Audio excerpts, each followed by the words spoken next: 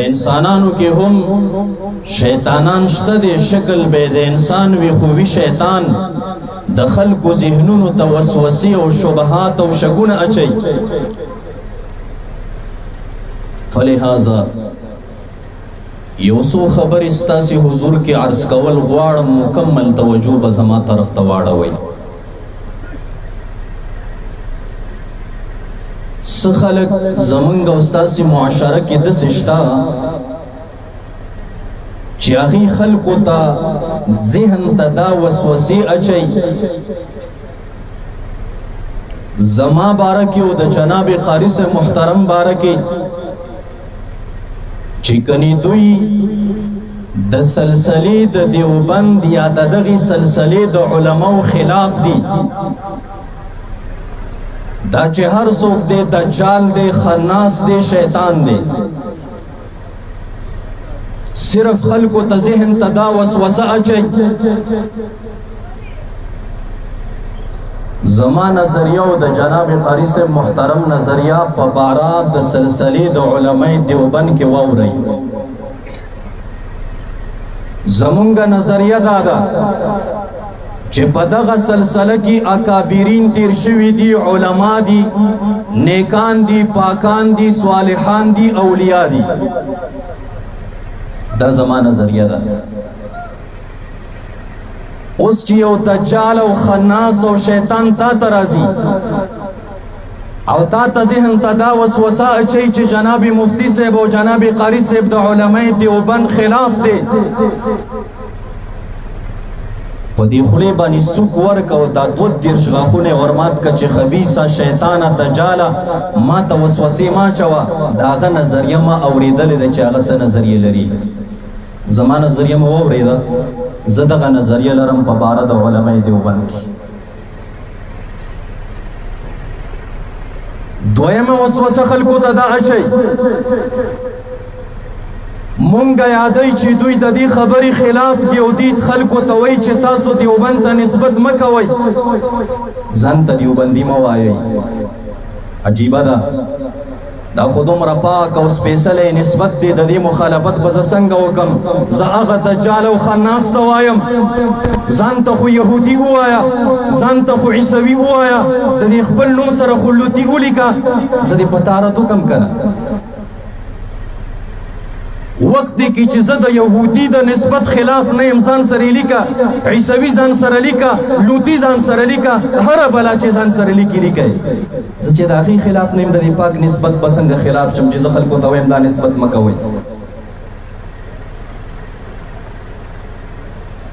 درېیمه وسوسه خلکو ته دا اچوي مونږ تاریخ لرو، تاسې تاریخ نه لرئ، مونږ یادوي تاسو تاریخ نه لرئ. عجیبه ده. زه ځان ته اهل سنه والجماعه وایم، الحمدلله دغه پاک او سپېڅلې عقیده د اهل سنت لرم.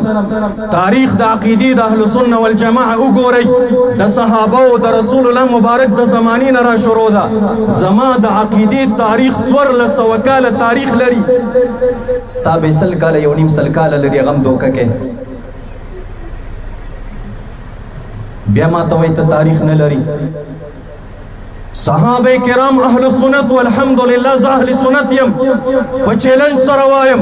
یو څوک دې دا ثابته کړي چې صحابه کرام اهل سنت نه وو، یا دیوبندیانو یا بریلیانو ثابته دي که یو څوک. چیلنج سره وایم. تابعین تبع تابعین، ائمه مجتهدین، امام ابو حنیفه رحمت الله تعالی علیه مبارک اهل سنتو. الحمدلله زه اهل سنت یم. زه داسې یو طویل تاریخ لرم. ملا صاحب د ګریوان کې د ځان سره سوچ وکړه، ته به 100 کاله 1.5 کاله تاریخ لري، په هغې باندې فخر کې، او زما په دې دومره لوی تاریخ باندې ته ښه وریاړئ. رازو د هغې نه به م راتېر شو، قوم ته به راشو، قوم ته. زما قوم هم دی، خلکو ته معلوم دی چې زما څنګه اسلاف تیر شوي، څنګه لیکونه مې تیر شوي دي. ته دې هم دا خپل قوم دی، قوم ته رامخکې که چې ته څه شئ، چې د ابوجهل اولاد یې که د عتبه او که د شیبه یې پته دې ونه لګي. الحمدلله مونږ د صدیق اکبر رضی الله تعالی عنہ مبارک اولاد یو د ازر ټول خلق خبر یې سبحان الله مونږ استانه خلق یو الحمدلله د قوم په لحاظ در نه بهتر د تاریخ په لحاظ در نه بهتر راځه زبم د خپل پلار د قوم تر وړاندې د کم زما پلار خو ټول پیژنې کنه تیم راولا د قوم نه به نظریه واخلو زما د والد ګرامی په شان کې دیم وای استاد پلار په شان کې دیم وای راځه زبم د خپل قوم تر وړاندې شمتم راوړاندې شاته دیم د خپل کردار د قوم ته وړاندې چې څنګه کردار لري او زبم وړاندې کم دا قوم د خپل باندې فیصله وکړي دا دوکا خلکو ته مه ورکوه چې دوی تاریخ نه لري الحمدلله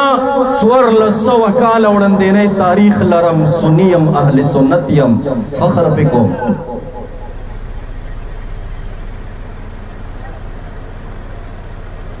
دریمه وسوسه خلکو ته څه اچوي دوکه ورکوي امیر المؤمنین شیخ هیبت الله حفظه الله داغه نظریه او عقیده وګورئ وی ګورئ تا به صرف نوم اوریدلی په زندګۍ کې به د سیوا د تصویر نه بل چرته کتلی نه خاص شاگرد دی د شیخ صاحب هیبت الله حفظه الله په کوټه کې اوسیږي یو خو عام طالبانی چې عام استاد درس کوي هغه به ورسره د عام درس نه علاوه خاص کتابونه ویلي دي نمبر ما سره موجود دی کده چا پکاري تاسو دې تیرا په ټلیفون باندې وکي هغه وای چې ما شیخ صاحب سره څومره زندگی تیر کړه د امیر المؤمنین شیخ هیبت الله حفظه الله عقیده او نظریه او زمونږ شهید شیخ صاحب شهید ملت غلام حضرت غلام تقبله الله نظریه یادای وای د دې دواړو په نظریه کې ما ته یو انچ فرق ښکارا نشي سبحان الله امیر المؤمنین عقیده د اهل سنت لري هغه څه خارجي نه دی بیا بل وسوسه خلکو ته څه چې مونږ خدمات کړي دي او خلک د خپل خدمات وخی عجیبه ده ما درته ویل زه اهل سنت یم راځئ د اهل سنت والجماعت خدمات به مو ګورو صحابه اهل سنت د دین اسلام د پاره څومره خدمات کړي د چا خدمات صحابه ته رسیدای شي په چیلنج سره دا وایم عرب اجم ته چیلنج یو مولا دې راپاسي هغه دې ووایي او فرقه دې یاده کړي چې فلان ډلې د صحابهو نه زیات خدمت کړی خدمت تا زیات کړی او که ما زیات کړی د تابعین او د تبع تابعینو خدمات راواخلئ د اهل سنت خدمات دي د امام ابو حنیفه رحمه الله خدمت راواخلئ د چا خدمت ورپسې رسېدی شي د څنګه وایي تا خدمات نشته دی او ما خدمات کړي دي ستا بلا څه خدمات دي خدمات خو اهل سنت والجماعت کړي صحابه کړي تابعین کړي تبع تابعین کړي د دین اسلام د پاره ویني توي کړي دا وسوسې د خلکو ته ذهنونو کې څوک نه اچي بل وسوسه دا اچي مونږ یادای تاسو ویل چې وهابیان خوارج دي الحمدلله اولین مونږ ویلي وای تاسو به ویل چې وهابیان خوارج دي او خوارج دي مونږ وایو دا به ته مني اغه نظر چې شل کاله بعد ستالګي الحمدلله اغه زمونږ دغه سلسله د صیفی علماء نن لګي مخکې نم درته چغې والې دا خوارج دي دا خوارج دي دا خوارج دي هغه ټیم کې چې مونږ ورته خوارج ویل مونږ یې مقابله کوله هغه ټیم کې ورسره تا په یو طالب باندې خوراک کو تا اهل سنت کې ګڼل ته نن راپاسېږي او بیا وایي دغه خوارجو خلاف ننګرهار کې جهاد وشو لاړ شئ وګورئ جهاد چا کړی په ننګرهار کې د خوارجو خلاف قومنده د چا و د امارت اسلامي د پیر آغا صاحب و ام پیر دی په خپله باندې پیر آغا وایي ملګرو راته ویل چې ته ولې وړاندې کړي دي جهاد ته وایي ما ورته ویل چې امارت شاید دې وجې نه وړاندې کړی یم چې د پیرانو د وهابیانو سره ورانه ده دې وجې نه زه ور مخکې کړم چې سم علاج یې وکړم داغا عقیده وګورئ د اهل سنت والجماعت ده. بیا وای مونږ جهاد کړی دی، ستاسو جهاد نه دی کړی. الله اکبر. راشه دا جهاد دې مراته وښیه، څه ټیم دې وکړه. زما د جامعې چې تاسو سره نږدې پرته ده الجامع ریاض المدارس، د څه وخت نه چې ورته زه راغلی یم 4 کاله کېږي، په دغه ټیم کې الحمدلله د دغه کفر خلاف شهیدان ورکړي دي. چې زه راغلی یم زما نه وړاندې ملا صاحب چې زه نه وم دلته، زما دغې جامعې شهیدان ورکړي، دلته به غازیان او مجاهدین پاتې کېدل. ملا صاحب دا نن چې د جهاد نارې لګې، هغه ټیم کې به دې ګړنګ بهېدل، پرتوګ به دې ناچاو. هغه ټیم کې مونږه قربانۍ ورکړي دي، او ته وایې تاسو جهاد نه دی کړی. اخرنۍ خبرې ته راځم، مهمه خبره د مسلمانانو واورئ. دا اجي سے محترم دلته ناست دی، اجي رسول خان صاحب زمونږ او ستاسې د قومونو مشر دی. د دوی په حجره کې ختم القرآن پروګرام و. الہ العالمین دی د دوی عزت وکړي، دا زمونږ مشران دي، هر کال دی مونږ هلته بیان ته غواړي. هلته ما بیان وکړ، ریکارډ اوس هم موجود دی را سره، ټولې دنیا ته ښودلی شم. په هغه بیان کې مې اولینه خبره دا کړې ده چې څه خلک داسې وو چې د دعا بعد السنن به منکر وو، د دعا بعد الجنازه نه منکر وو. دې صاحب په هغه ورځ بیان کې ویلي، وی هلته چې د بیان کړی دی زمونږ خلاف کړی. دعا بعد السنن دا څه شی ده؟ دا کتاب دی البصائر، د دې مصنف الشیخ حمدالله جان داجوی دیوبندی رحمه الله دیوبندی عالم دی، د پنجپیریانو په خلاف لیکلی دیوبندی عالم. د دې کتاب صفحه دا 170 په دې باندې د مبارک لیکي البحث الثالث فی الدعاء. بیا دې مکمل شپږ پاڼې بحث په دعا بعد سنه باندې کړی. د قرآن عظیم الشان آیتونه پیش کوي، د امام بخاری رحمه الله قول پیش کوي.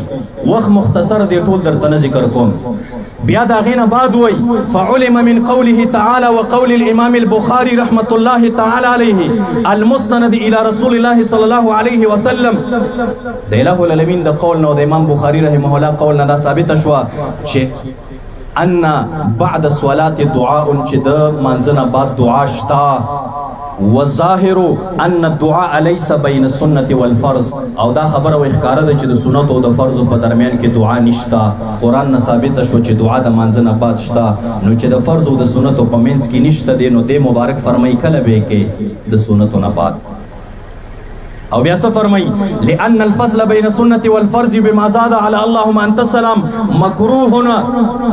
د فرض نه بعد د اللهم انت السلام ومنك السلام نه زیات وخت رول مکروه دی. دیوبندی عالم وای نو چې دعا نشي کولای څه ټیم به کې د سنت نه بعد. دا څوک وای؟ دیوبندی عالم. بیا د مراقی د احناف کتاب دی، داغه حواله ورکي چې کل صلات بعدها سنت يكره القعود بعدها. هر هغه فرض چې داغه نه بعد سنت وي، داغه نه رستو ناستا دا مکروه ده. والدعاء دعا کولم تی مکروه دي د فرض نه بعد. دې د پاره چې د فرض او د سنت په درمیان کې فصل را نشي. بیا دې مبارک فرمای فعلم من هذا ان الدعاء بعد الفرض والسنه مکروه. د سنت او د فرض په درمیان کې چې څوک دعا کوي دا مکروه ده. کله به کوي بعد الفراغ من السنه. شپږ پاڼې بحث په کړي څوک دی؟ دیوبندی عالم دی. دویمه خبره مې د هیلة الاسقاط کړې ده چې هیلة الاسقاط مستحب دی، خلق ورته بدعت وایي. دی وی دا بیان په ما باندې رد دی. عمدغه کتاب البصائر په صفحه نمبر 109 باندې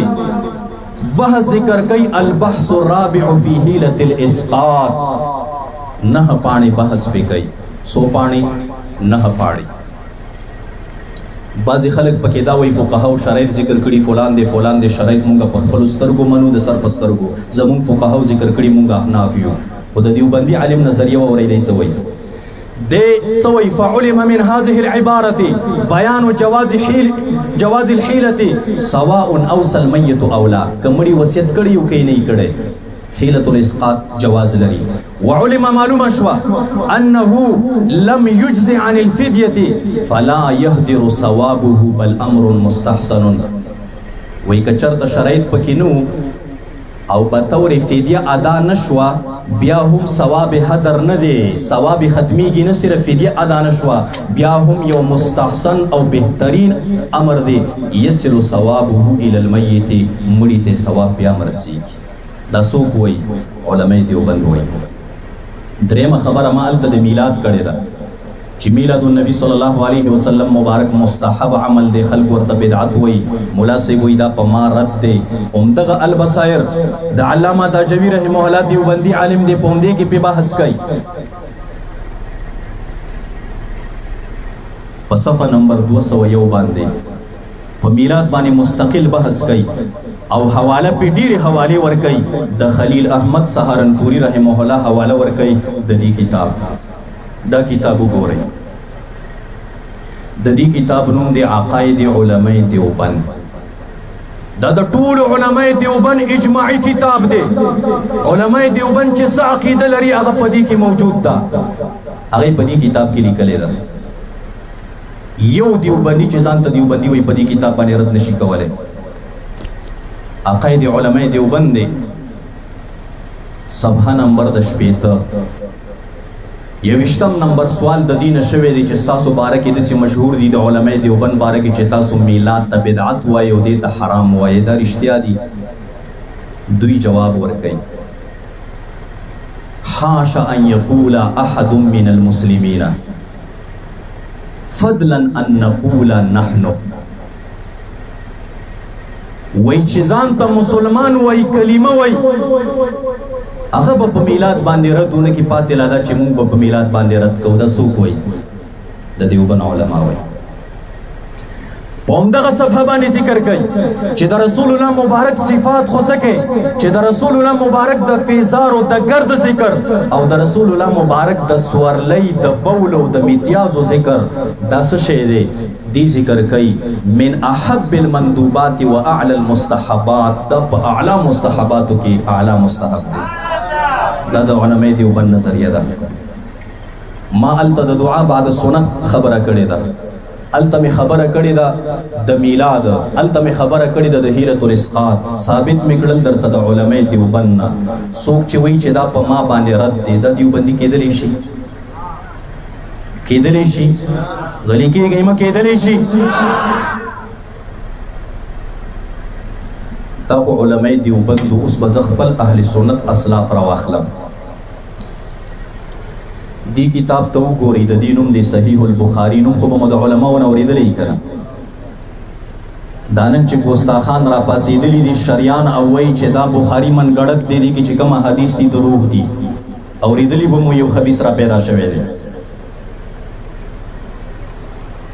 دویم جلد کتاب النکاح صفحه درته خیمه امام بخاری رحمه الله څومره مخکې تیر شوی 1214 کاله مخکې 1214 کاله مخکې څه د پاسه 1200 کاله وړاندې تیر شوی کتاب النکاح کی ذکر کئی حدیث ذکر کئی امام بخاری کله چې رسول الله صلی الله علیه وسلم مبارک پیدا شو صفحه د 200 او یا ټولی بیا کتلی شي چې د چا شک وي الته حدیث ذکر کئی قال عروه ویلی دی چې کله رسول الله مبارک دنیا ته تشریف راوړو پیدا شو د رسول الله مبارک تر دی ابو لهب قرآنی کافر دی قرآن ورته کافر ویلی ابو لهب قرآنی کافر دی کله چې رسول الله مبارک پیدا کیږي د ابو لهب چې د رسول الله مبارک تر دې د وینځه ده سویبه هغه راغله ابو لهب ته زیری ورکه وراره دې پیدا شوی دی الفاظو ته خیال کوئ څه شی دی وراره دې پیدا شوی داسې ورته نه وایي پیغمبر پیدا شوی وراره دې پیدا شوی ابو لهب په دې دوه ګوتو باندې ورته اشاره کوي په دې زیري کې خوشحاله شه ته آزاد یې امام بخاری وایي چې کله ابو لهب وفات شه چا خوب کې وکته چا وکته بدرالدین عینی حنفی عالم دی د بخاری شرح لیکلی د 615 کاله وړاندې تیر شوی دی هغه وایي خپل ورور خوب کې کتلی و عباس رضی الله تعالی عنہ دا خوب د عباس رضی الله تعالی عنہ دی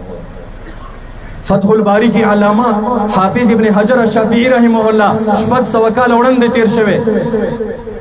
اغم دا حدیث په تفصیل سره ذکر کوي خوب چا کتلی عباس رضی الله تعالی عنہ پوښتنه تی کوي الہ در سره سو کړل زندگی دې څنګه تیریږي دی ورته په جواب کې ورکړي د کمې ورځې نه چې تاسو نه را جدا شوی یم ښه ورځ مې نه ده کتلې یو د پیر په ورځ باندې د دې دوو ګوتو نه ماته اوبه میلاویږي ولی علت زوی بعتاقتی سویبتا زکه ما سویبه وینځه د خپل وراره د خوشحالۍ کې آزاده کړې وه ابو لهب په دې وجه خوشحالي نه ده کړې چې پیغمبر دنیا ته راغی په دې وجه خوشحالي کړې چې وراره مې راغی او کافر دی اوس چې مسلمان را پاسي په دې بنا باندې خوشحالي وکړي چې زما پیغمبر محمد رسول الله راغلی هغه ته به خدای تعالی کم مقام او کم مرتبه ورکوي علامہ جلال الدین سیوطی رحمه الله 600 کاله وړاندې تیر شوی هغه په خپل کتاب الحاوی للفتاوی کې ذکر کوي چې چا د رسول الله مبارک پر راتګ باندې خوشحالي وکړه الہ العالمین به دا سبب د دخول د جنت وګرځي دا زمونږ اسلافو دی وی اسلافو پیژنې اسلاف دی وته وی اسلاف د دې زمانی مولا ته نه وایي چې پنجاب کې ژوندی ناست دی او چې څه یې ولیکل ته ورپسې روان وه الحمدلله مونږ غلامان نه یو مونږ آزاد خلک یو مونږ د پنجاب غلامي نه کوو ستا په شان چې په پنجاب کې یو ملا دی چې هغه څه ویل د هغه رسالې مطالعه کوه اسلاف دې ته وایي چې 1200 کاله وړاندې تیر شوي دي دا زما اسلافو میلاد به یې کوو درې خبرې مې کړې وې درې واړه خبرې مې د علماء دیوبند هم درته ثابتې کړې او د امام بخاري رحمه الله نه مې ثابته کړه دې سړي ویلي دا په ما باندې رد و تاسې ته وایم دا سړی دیوبندي کېدلی شي دیوبندي نه دی دویمه خبره مې څه شی کړې وه که دا بانه کوي چې نه ما دا نه دی یاد کړي دویمه خبره مې رد په منکرین احادیثو باندې کړی و څوک چې تراونه انکار کوي سنت موقت ورته نه وایي څوک چې د امام بخاري نه انکار کوي او دې ته منګړت وایي په هغې باندې مې رد کړی و دا کوم خبیث چې پیدا شوی دی میډیا باندې به تاسې ټول ګورئ که دی وایي دا په ما رد دی بیا دا سړی منکر حدیث دی دا سړی قیدیانیت ته روان دی د قوم مشرانو تاسې ته وایم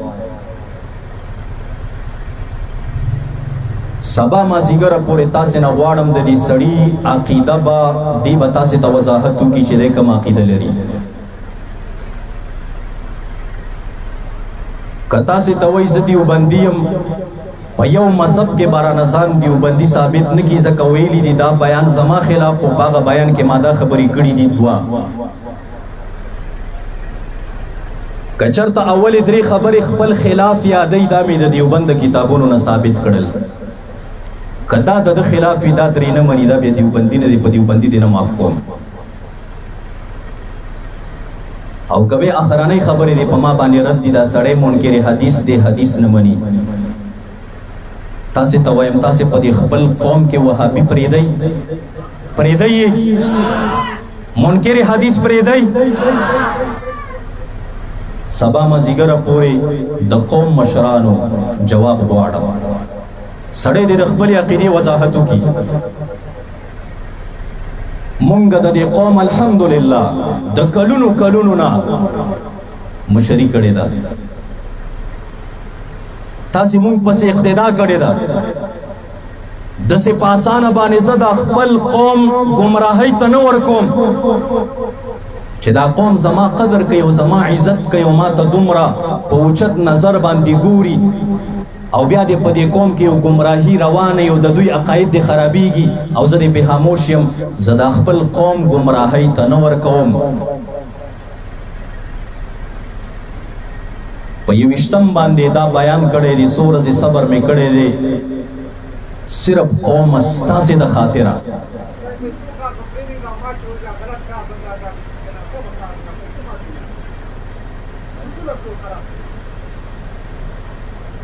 دا می صرف اور نه صرف د خپل قوم د عزت دپاره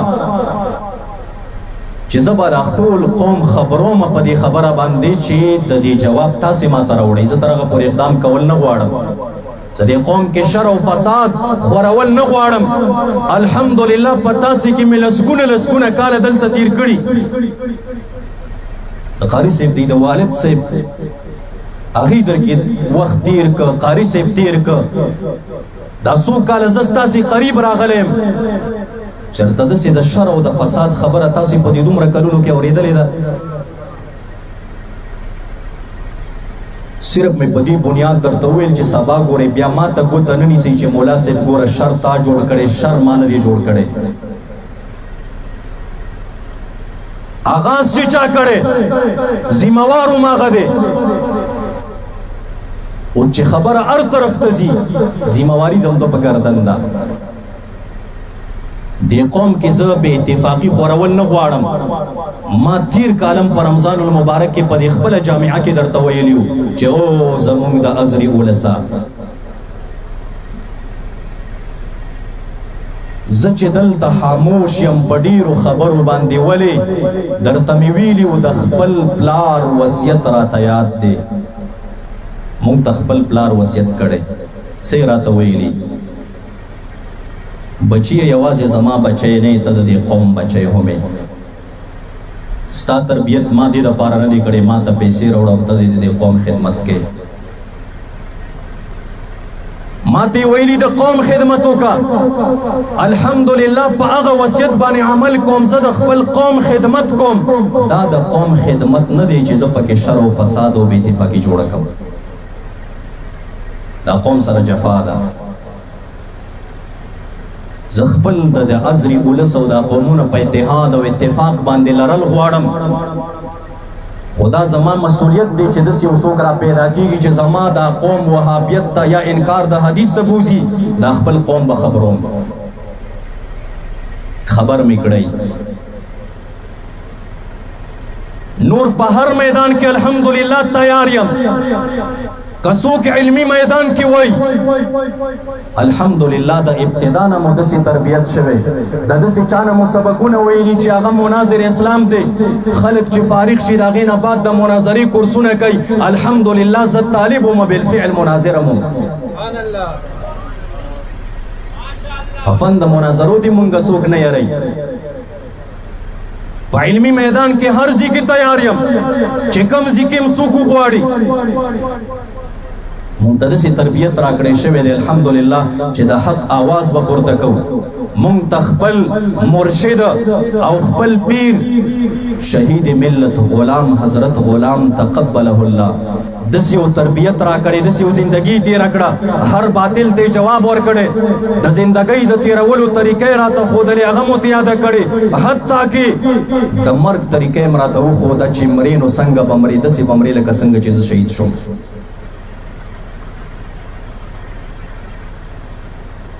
او د علمی میدان نه علاوه څوک دې دا ګمان ونه کړي چې دې دلته سپینې کپړې بس ګرځي راګرځي دې مدرسه کې دی به یکې تنهایي والله بالله ثم تالله د اله العالمین په کور کې ناست یم کمی وغوښتل بډابیره څه کې که د خیبر پښتونخوا ځمکه مې در باندې د تبۍ په شان سره نه کړه دا کلمه به مې په دروغ وویلي زه به مسلمان نه یم ډایلاګ یې نه ولم والله بالله ثم تالله حقیقت درته وایم دا ګمان دې څوک ونه کړي چې کني دا به کمزوری په خپل باندې مې هم جواب کولی شي. قوم ستا عزت مې ساتلی. دی پروګرام ته درته انتظار وم چې ټول د ازر قومونه او مشران راځئ چې ټولو ته پیغام ورسوم. پیغام مې درته ورسو. سبا مازدیګره پورې مشرانو جواب غواړم د سړي د عقیدې ودې وی که وی دیوبندي یم په دیوبندیت باندې رانه نشي خلاصېدی، دیوبندي نه دی. او که د انکار حدیث عقیده لري بیا به تاسې ټول راجمع کم درته به ووایم چې داسې عقیدې والا په دې قوم کې پرېږدی او که نه پرېږدي بیا ستاسې خپله خوښه. او که دا یو هم نه بیا به راځي معافي به غواړي، هله به معاف کېږي، کني بله طریقې د معافۍ نشته.